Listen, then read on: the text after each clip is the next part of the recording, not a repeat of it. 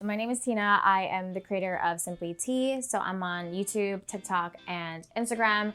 I mainly focus on fashion and travel and lifestyle on my Instagram, but on my YouTube, I do more editing tutorials. So if you've heard of Snapseed, I am the Snapseed guru.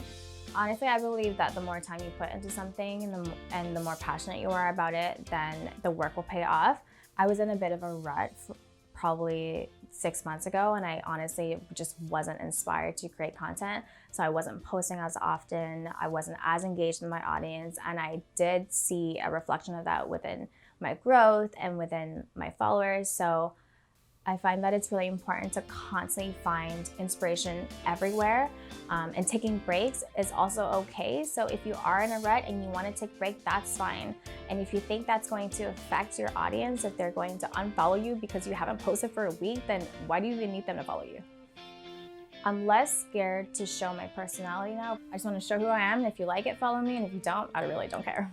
I think if anything, it's made me realize that I can juggle both a full-time, job as well as creating content on the side. I consider myself to be a very lazy person.